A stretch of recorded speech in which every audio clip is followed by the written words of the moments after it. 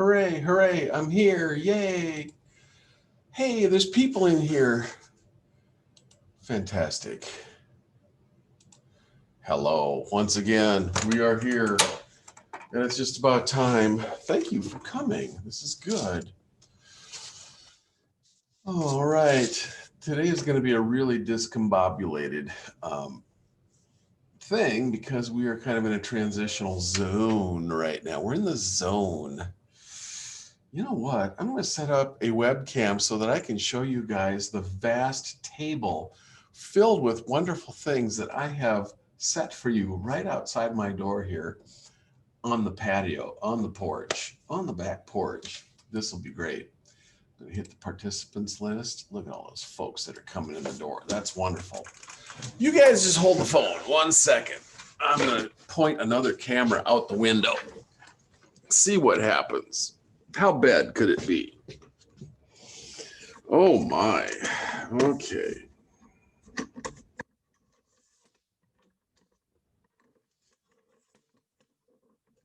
Pretty tall. It's a tall order.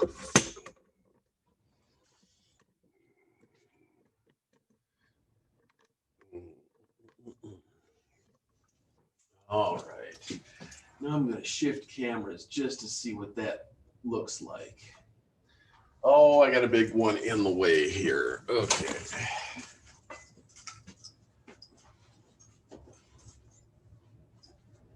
Really hard to see what all this stuff looks like when it's all in the way. Okay. Woohoo! Okay. There's a baby on top. All right. There's a baby on top. How did that happen? Oh, you guys. It's just little old me again. All right, so I've got this 8-foot long folding table outside, and I've got it filled with thousands and thousands of tiny little things that have been brought in over the years or that I've gone out and purchased for the classes. And so I've got dolls and doll parts and just little teeny tiny game pieces, little tiny toys, lots of Matchbox cars, lots of things like that. I've got things made out of metal. I've got beads and every kind of tiny thing imaginable. I've got little plastic, army men and little plastic, game pieces and all kinds of other tiny little plastic stuff. So I've got a million of those kinds of things here. And I have set the buffet table for you guys to come over and go through this. All I ask is that you wear a mask and try to social distance and be kind to each other so that you're not like, this is not supposed to be some kind of Black Friday thing where you're going to fight over a flat screen TV, because actually there's no flat screen TVs, but there's enough Barbie dolls there for everybody to have 5. So that would be fine. Hi, Elizabeth. How are you? Good, how are you? That's good. Let's see. Where's my sculpture class list? I'm going to take attendance while you guys are getting in here and getting settled in. And then I'm going to talk about this found object project a little bit here. So Elizabeth is right there. And Christopher's right there. Daniela, page 2, because she is. So that right there. Okay. Dylan is here. Right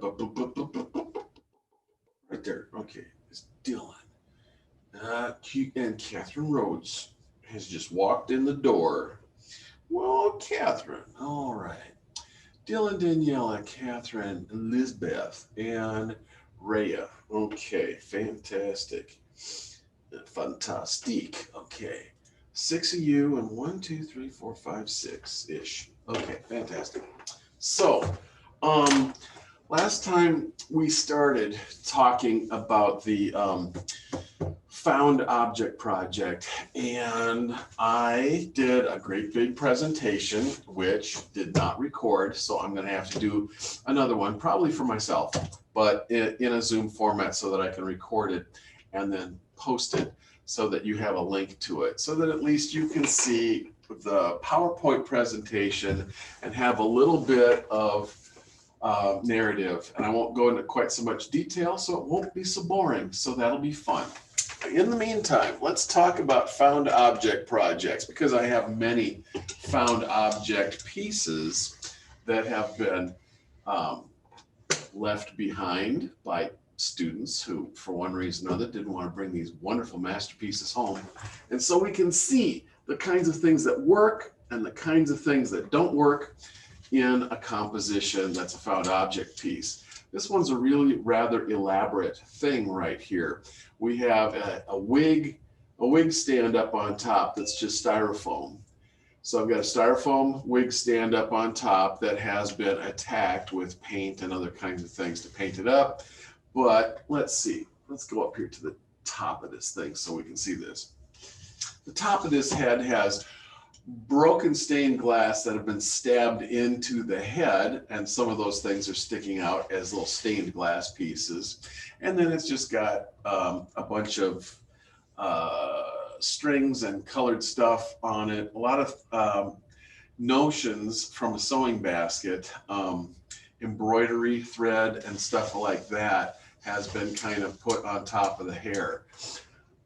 Coming on down the piece, we see the big problem with all found object sculptures is how to create some kind of a structure to house all of these things, because mostly rubber dolls and other kinds of things that are found objects oftentimes are not structurally sound, and they don't really lend themselves to being glued and screwed together, so that you have to find something that has some structural integrity to actually become the framework for the sculpture. So this one is kind of built inside of this little box-shaped thing, which is actually not a box-shaped thing at all. It is, if I can pan down here a little bit, it's like a toy crib for a little baby doll kind of thing. So you can see the feet kind of coming out here. And so this thing would actually lay down. It would be kind of like a toy crib.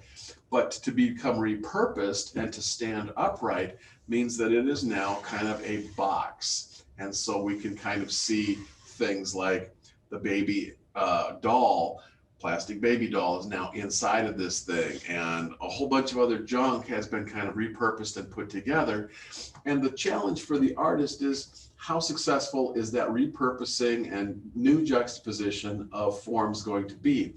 I thought that these rollers, these kind of hair rollers for styling your hair, was a really interesting thing to kind of set in there. Those things for me work really well. The thermometer sticking out of the baby's mouth works really well for me. The little hairbrush stuck back here, I don't know, it's okay. It doesn't work all that great, but anyway, it was a thing. The baby also has a few rollers that kind of got stuck into its hair too, so that's kind of fun. But having that down below as kind of like the sacred space or the belly, and then if this whole thing, then it becomes like a figure, this becomes like the womb or the sacred space down below, and then we've got the woman's head up here, and she's kind of almost, dead, or a clown or some kind of thing like that, with the pieces of broken glass kind of sticking out of her head. So it's a very interesting thing. I didn't talk about the feathered boa or the beads, around her neck, but that kind of makes an interesting transition from the head down into the space down below that has all of the baby stuff in it. So I'm going to put that back. If anybody has a question at any time, please feel free to unmute and blurt it out, and we can do that. This piece here is kind of a hot mess. God, you almost can see it better back here. No, you can't. It's hard. This is hard. my camera is just not quite right for all of this. So I don't particularly like this piece. If I can get some of my overhead stuff up out of the way here. Okay. I'm not a big fan of this piece. I'm not a big fan of putting the Red Bull cans in here. This person really just used hot glue, a hot glue gun, and hot glued a whole bunch of stuff together, including the little plastic, cowboys and Indians and stuff like that.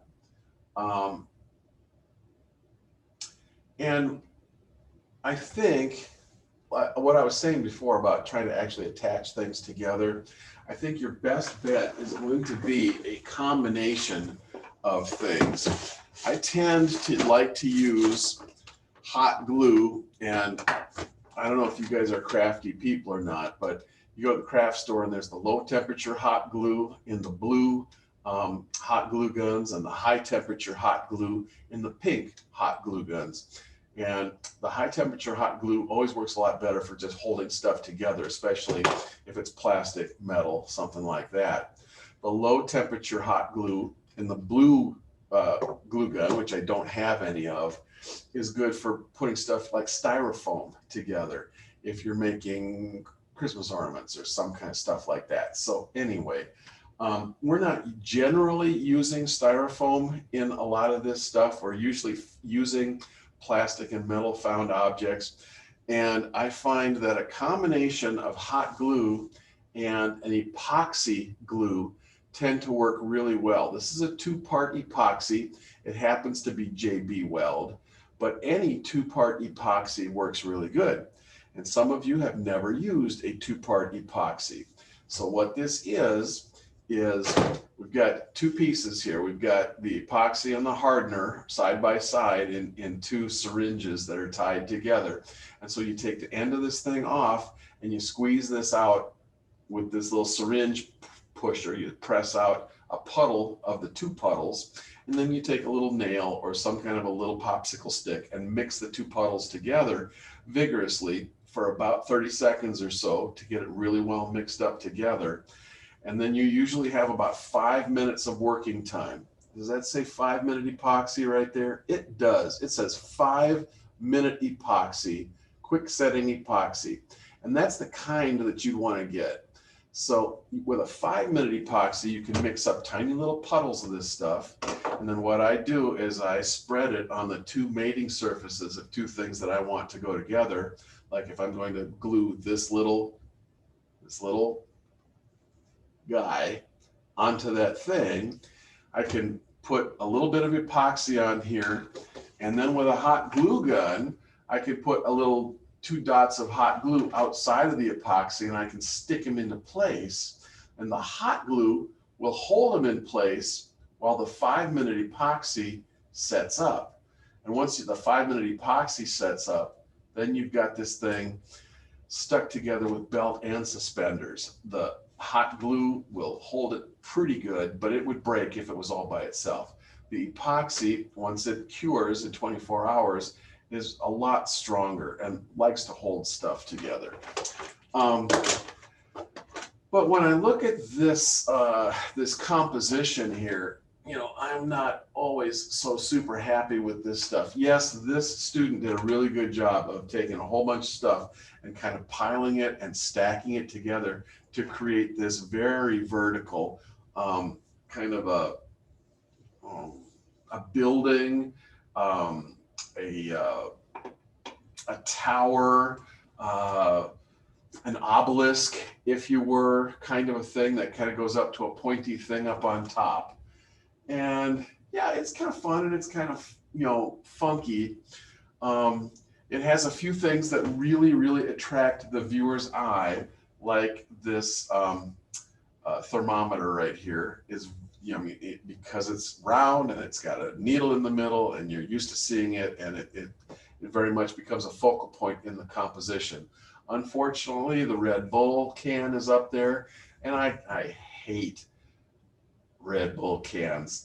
Anytime a tin can, finds its way into the sculpture, unless it's done really, really well, it's kind of annoying to me. There's lots, this person for some reason got interested in all kinds of little squirt guns. So here's a little squirt gun element that got glued into one side.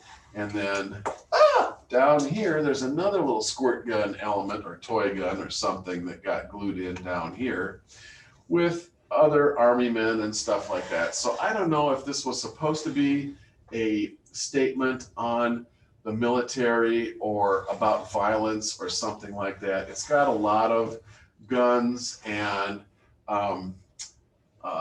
cowboys and Indians and stuff like that stuck in it all over the place. There's even a tiny little scuba diver guy, a little scuba guy up here on top of this wiggly thing, kind of wiggling around here. It would be kind of nice if you guys, when you're putting these things together, have or look for some kind of logic, some kind of narrative story that you'd like to tell, so that these things actually hold together as a sculptural installation, so that they make a statement, so that they're not just putting a bunch of junk together. Sometimes, oftentimes, less is more. And so I'd like to bring this piece in to the discussion right now and talk about it just a little bit. So my stock of glue is going to go away, but hot glue in combination with 5-minute epoxy is a really good idea for this stuff. Sometimes you got to be a teacher who will wear a black shirt or something, and then everything looks, good against the black background. So this was a really simple thing. We've got the wooden box. I was willing to make wooden boxes for the students, and so this was a wooden box that they used as the basis for the sculpture. And of course, they have a Barbie doll in here that they painted gold, which transformed the Barbie doll. The box was painted red, which transformed the box. Super glue and or hot glue this wooden block. We've got a lot of wooden blocks in one of our boxes that have their children's blocks, little baby toddler blocks that have the different letters on them. I don't know if you can see that this has the letter K on it, but it's been completely transformed through paint to become black. So that she's got a black head. And then there's the monster can in here. Now, I said I didn't like tin cans, but this was really used well, because with the color scheme going on here with the gold female figure, there's the gold inside of the M of monster, and then there's the black on the monster can, which kind of relates, to the black on the block right up here. And so there's also just a very minimal kind of use of other elements in this thing. There's this scarab, plastic scarab that was glued onto this side. More could have been done to this. There's a whole side over here, or a whole bunch of stuff could be stuck in the side. And in fact, this is the great opportunity for things like nails or nuts and bolts to be used, because you might not think that nuts and bolts are artistic, but all it takes is a line of 3 of them.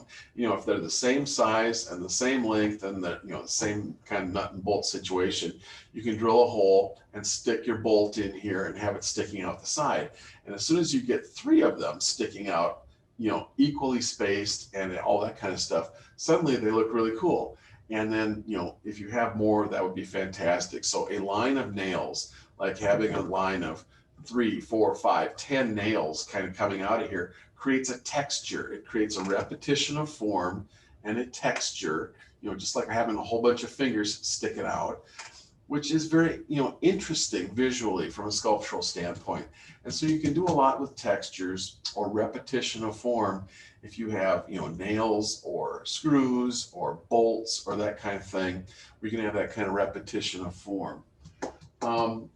I didn't bring a clothespin over here. Clothespins are really kind of cool things, because you can use clothespins either in the sculpture as actual sculptural visual material that can be combined into the sculpture, or clothespins work as a really good short-term clamping device if you're clamping things together waiting for glue to dry. So if you are using epoxy glue or if you're using white wood glue, if you're gluing wood together. Wood glue only really works really well with wood. It doesn't work too well gluing plastic to wood or mixed media stuff together. That really works a lot better with epoxy glue. But if you're gluing stuff together that has to dry, you might want to try temporary and improvised clamps like clothespins. Clothespins work really good in this kind of a situation. I'm going to put that back. Another thing that we can play with and investigate, all different kind of fastening and fasteners are now available to us to play with in terms of their sculptural possibilities. So I talked about nails and screws. Oh, Catherine's got a question. I'm going to shut up for a minute, but remind me to come back to fasteners. Catherine, do you have a question for me? I was just wondering if it had to be a 3D sculpture, like one that goes upwards. It could be like a shadow box or something inside of a picture frame that could hang on a wall, and it could be more two-dimensionally oriented. It does have to have some third dimension, so it could be in low relief like a shadow box, or it could be something that could be a sculpture in the round that would stand up all by itself. Either way would be good. Does that answer it for you? Yeah. Okay, good. So fasteners, the whole idea of trying to get stuff to stick together in a sculpture is a real challenge. And so our first idea is glue. We glue stuff together, and I've talked about several different kinds of glue that can be used and used together. But there are other fastening ways of doing things, and this is all going to be up to your ability to invent this stuff at home with whatever limited stuff that you've got to work with. So let me talk about fibers for a minute, because fiber arts has been a thing that's been in its ascendancy for the past 40 or 50 years or so. And women coming into sculpture have championed the use of fibers and fiber arts. But we can also use fibers as a binding device to tie and wrap things together to put sculptural elements together. So if you have string or twine or thread and you want to wrap things over and over and over again, like the servings on a bowstring for archery, you can do a wrapping of things with twine or string or thread, and that's another way that you can bind things together. You can use wire as a wonderful binding thing, and the wire can be wrapped around two objects to bind them together, and then you can twist the wire, and that could be just one wrap and a twist, or you could do an entire long, kind of a wrapping with the wire, and that becomes its own texture. It becomes its own formal interaction of form between it and the base element, whether the base element is an element of the sculpture or a box, a structural element, like a box form that has a side that you're trying to wire something to. So you can use rope and string and wire, anything that you can think of to wrap and bind things together would also be good. And you can also use them in conjunction with hot glue or other kinds of glue, and that can all be part of a binding and wrapping kind of a thing. Many of you do not have electric, cordless screwdrivers or screw guns or drills or that kind of thing. So this is going to be kind of tough for you guys, because when we've got the art studio and everybody's in here working with the studio, I've got lots of hand tools, electric hand tools and power tools that people can use. I've got a bandsaw so that you could take a Barbie doll and run her through the bandsaw and slice and dice Barbie and then put her into a stacked up configuration, somehow bound into the sculpture along the box or along the side of the box or something like that. You can take little toy cars, little plastic cars, G.I. Joes, Army Men, stuff like that, and slice and dice them up with the bandsaw. this idea of taking the Barbie doll and switching out body parts, you could put different heads on different dolls and different other objects that would stand in for other body parts too. You can also take the arms and legs off the doll, and you can put the arms and legs coming out the sides of the boxes. All of that stuff is very possible. And I'm talking about all this stuff in the abstract, and it's really hard until you guys start to get a collection of objects in a box. I'd really like to collect up at least a dozen objects, and 20 would be better in a cardboard box of your own, so that you can then start to just play with how things go together. You want to just pick up 2 items, 2 elements, and just start playing with how many different ways can these things go together. Is there a way that they go together where they look really interesting or good? And it will spark other inspirations, which will then start you building a thing. I have so much stuff out here on the back porch. I've got boxes, I've got wooden drawers, I've got all kinds of stuff that can be the structure or the scaffolding for the found object sculpture. And then I've got the doll parts and the toys and all kinds of other stuff that can be the interesting focal points and other kinds of bric-a-brac and stuff that you can use to decorate or, flesh out your sculpture. I'd really like the sculpture to have at least, 5 or 6 elements in the sculpture. It could have 500 elements in the sculpture. However many things that you think you want to pack into the sculpture would be good. I do think that we want to make the use of some negative space in the sculpture. So you don't have to have the thing tightly jam-packed full of stuff, because sometimes that's too much visual stuff, visual information, when it's all jammed and packed in there. But it kind of depends on your artistry and your inspiration, because some people can jam stuff in there and it looks great, and others will jam stuff together and it looks awful. And I can't tell you what's going to work until you start putting things together and trying them out. Sometimes the nice thing about found object sculpture is that you can stick stuff together and just kind of have it sitting there and look at it. And then if you don't like it, you can take it apart again before you commit to it by actually gluing it back together. And if you come up to something that's been glued together for a day or more and you still don't like it, usually it doesn't take too much to break the adhesion and take the thing back apart again. So if this seated figure on top of this red box is something you don't like after a couple of days, you can usually it doesn't take very much to just knock into it and knock it apart and have it come apart. The biggest challenge with found object sculptures is actually getting them to stay together long enough so that we can, display them and admire them as sculpture, and then before they wind up going back into the trash again.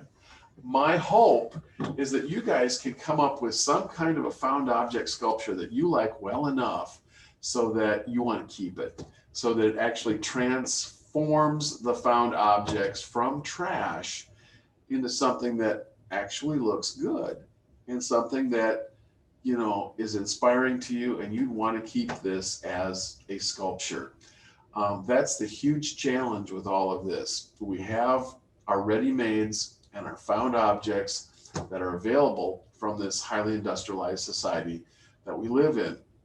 And what can we do with these things to try to make some kind of a statement, sculptural statement, artistic statement about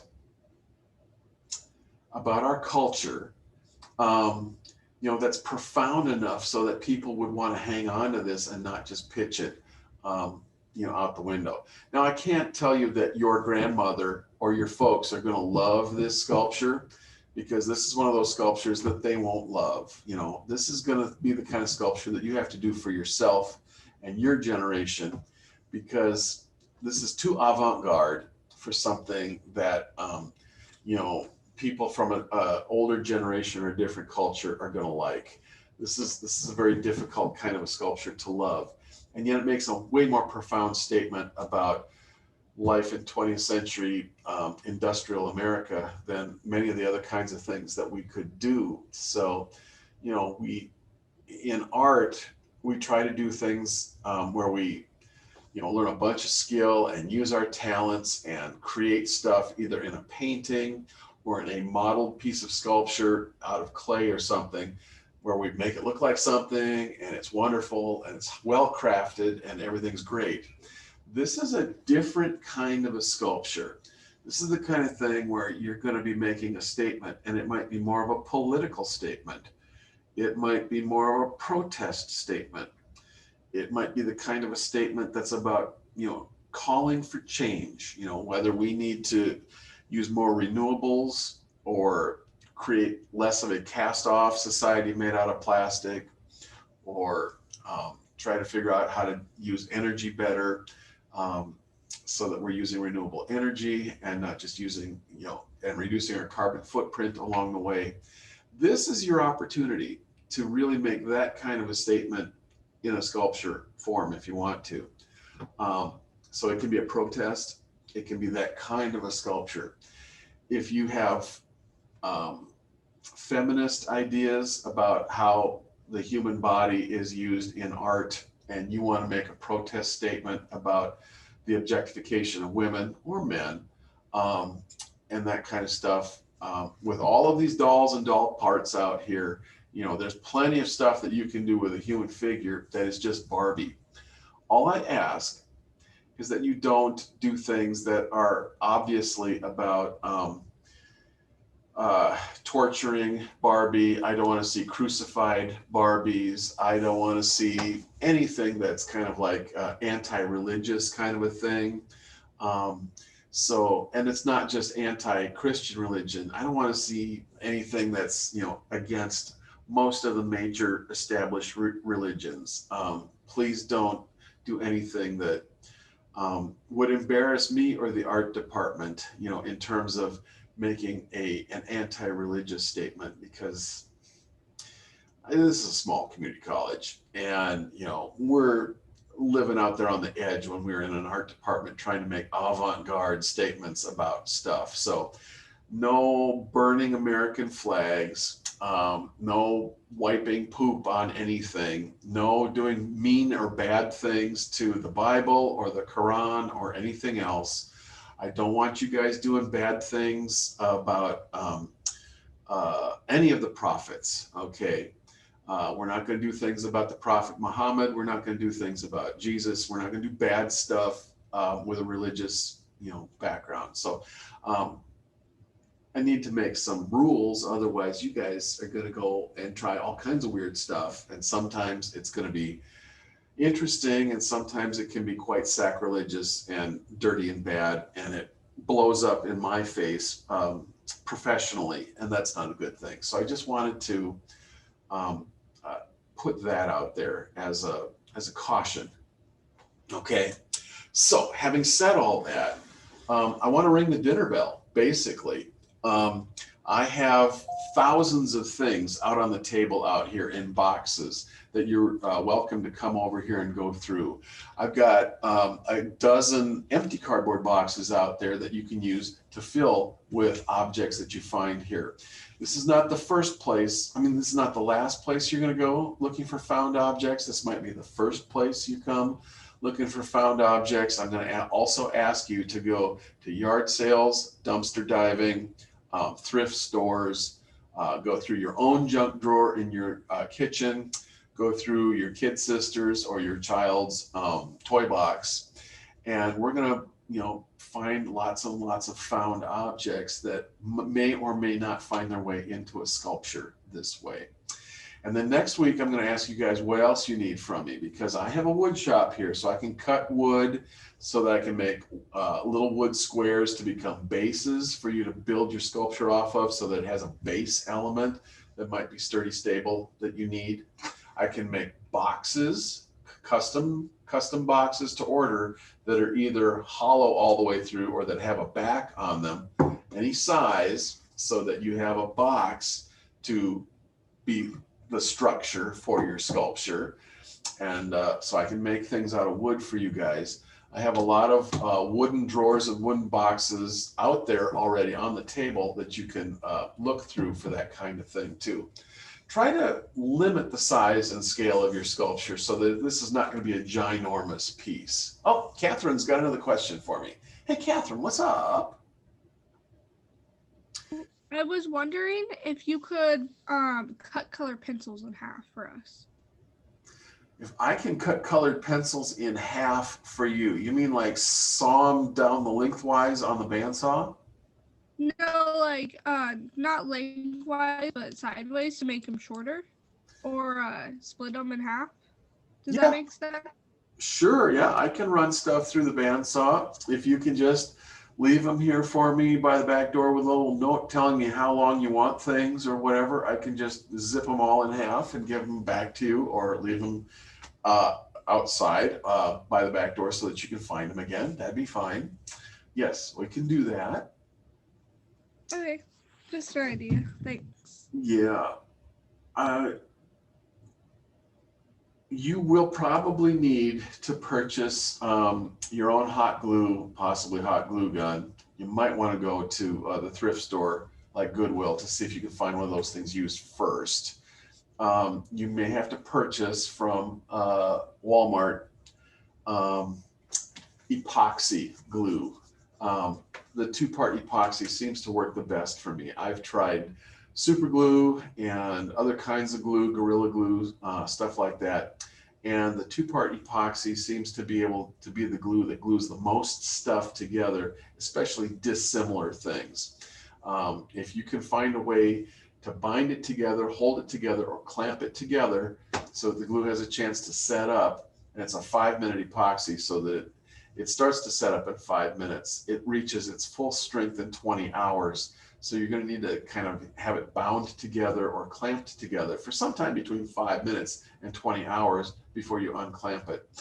You can also use multiple methods of attaching things together. So you can put glue on two mating surfaces and put them together, and then you can take thread or string and bind them together and leave the binding in place as part of your artistic statement. As long as you're not doing, serious traumatic,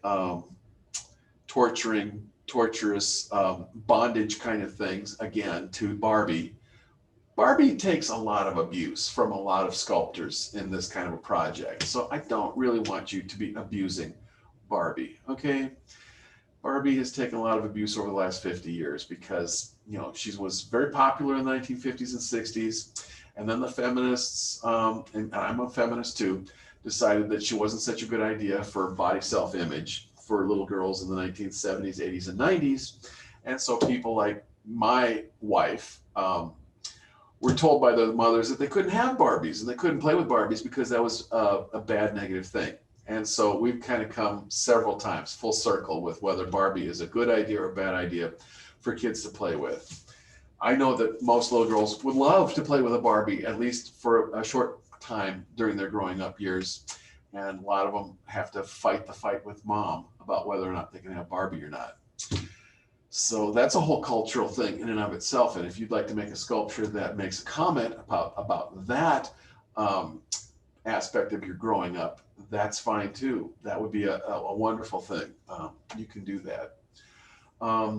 So let's see, I've been talking for half an hour or 35 minutes or so. I think that's enough for me for today. I'd like to invite you guys to come over, especially if you're in the dorms, to come over to my back step here. If you all show up exactly at the same time, I must ask you to social distance and wear masks, but you are sure welcome to stand on both sides of the table and to grab an empty cardboard box off the bench and to fill your cardboard box with items.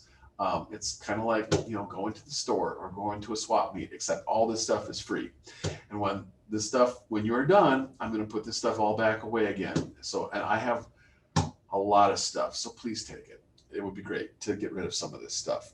And then if this can be the start of your inspiration, I want you to go to the thrift stores, dumpster diving, and whatever else it takes to find at least a dozen to 20 items or so that you'll have as your basis for building your found object sculpture at home. And I'm going to make one too, so that I'll be doing some demos next week where I'm actually putting things together and building my own found object sculpture. I'm going to use a variety of fastening techniques, including binding.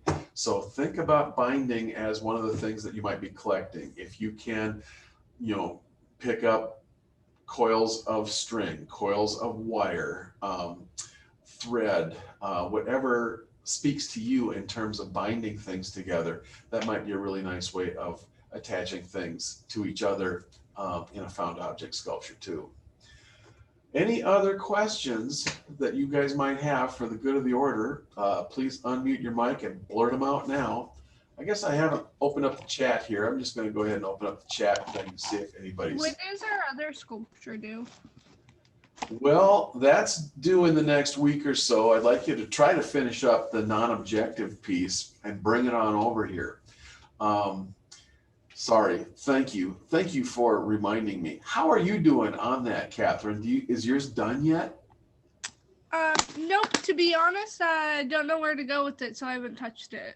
Okay, for a well, while. go look at it and see if it needs some water, because if it's been sitting under plastic for a week, it probably is getting kind of dry and it probably needs a little bit of moisture reapplied to its surface. So either spray it down if you have a spray bottle or massage some water onto the surface of it just so that it can absorb that and get you back to a soft leather hard state, and keep it wrapped up until you are ready to find the inspiration and finish that sculpture too. Okay, thank you. Yeah, and this is for everybody. Please finish up your non-objective abstract sculpture and bring it on in here. Anything that is a thick cross-sectional thickness, you do need to cut that apart with the wire tool. And I'm using my wire tool in my hands here to cut that apart.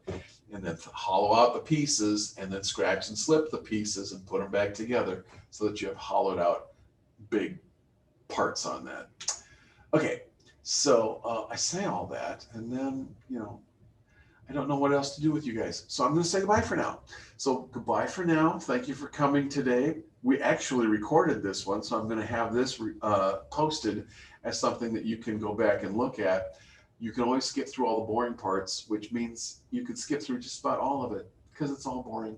I'm sorry. Anyway. Until, let's see, today's Thursday. Until next Tuesday, good luck in coming up with a big box full of found object elements for your found object sculpture. And I'll see you next Tuesday. Goodbye for now.